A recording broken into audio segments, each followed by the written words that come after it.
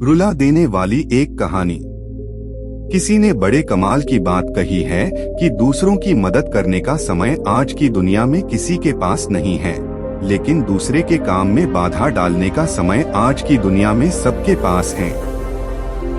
नमस्ते दोस्तों, एक कहानी मुझे याद आती है एक भाई साहब की जो सब्जी मंडी गए थे फल खरीदने के लिए और फल वाले की दुकान पर गए तो जाकर के उन्होंने भाव पूछा कि केला का क्या भाव है और सेब का क्या भाव चल रहा है।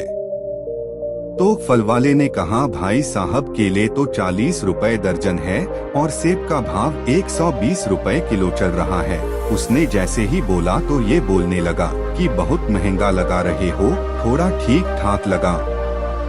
हम सब में मोल भाव की आदत तो होती ही है, वो सब चल रहा था।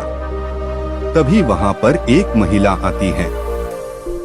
उसने फटे पुराने से कपड़े पहने हुए थे और जब वो आती है और भाव पूछती है कि केले किस भाव दिए, सेब का क्या भाव चल रहा है, तो दुकानदार जो था वो अचानक से प्राइस चेंज कर देता है। वो फल वाला कहता है कि मैडम केले का भाव 5 रुपए दर्जन है और सेब का भाव 25 रुपए किलो है। तो जैसे ही यह बात पहले आए हुए भाई साहब सुनते हैं, उनको बहुत गुस्सा आता है, मन में गालियां देने लगते हैं। कैसा बदतमीज दुकानदार है, अभी पुलिस को बुलाता हूँ कि ये किस तरह की धोखाधड़ी कर रहा है। महिला आई तो उसने दाम कम कर दिए। बहुत कुछ उनके दिमाग में उल्टा पुल्टा चलने लगा।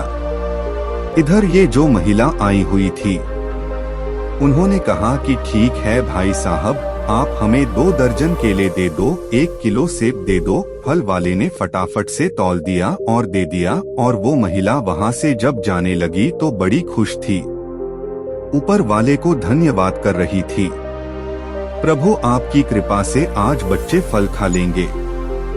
जैसे ही वहाँ से थोड़ी सी दूर गई, ये जो पहले से आए हुए भाई साहब थे, ये गुस्से में बड़बड़ाने लग गए कि बदतमीज हो तुम, अभी पुलिस को बुलाता हूँ। समझ क्या रखा है तुमने, महिला आई तो तुमने दाम इतने कम कर दिए।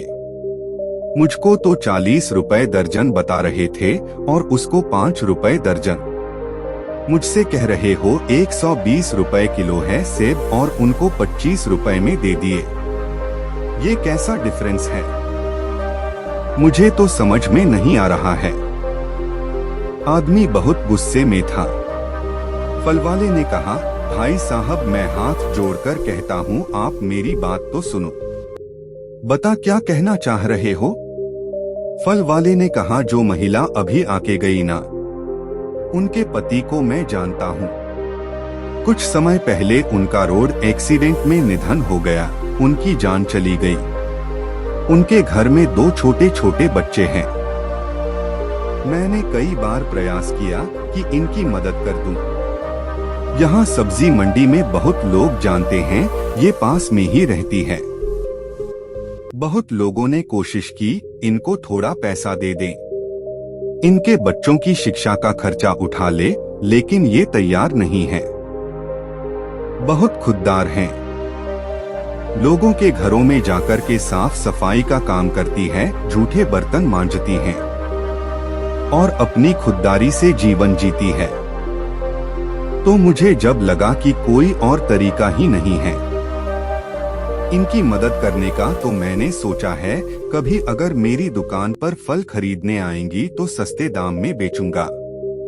भोली भाली है, ये सोचती है कि यही भाव चल रहा है और मैं बस इनकी मदद करके खुश हो जाता हूँ। वो जो गुस्से में थे भाई साहब, उनका गुस्सा बहुत शांत हो गया और यह जो फल वाला था यह कहने लगा कि आप आखिरी बात सुनिए।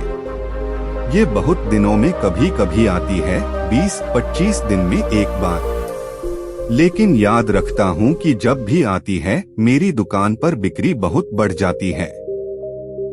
जिस दिन यह आती है ऐसा लगता है कि ऊपर वाले ने बहुत कृपा कर दी। भाई साहब मैं तो अपनी तरफ से थोड़ा सा बस मदद करने का भाव रखता हूँ, ऊपर वाला पता नहीं किस भाव से मेरी ये जो छोटी सी झोपड़ी है इसे बहुत खुशियों से भर देता है। किसी भी बात को ठीक से जाने बिना किसी को भी गलत मत समझो, क्योंकि किसी भी बात के पीछे न जाने कितने कारण होते हैं। छोटी ही सही लेकिन मदद जरूर करना, देखना कितनी खुशी मिलेगी।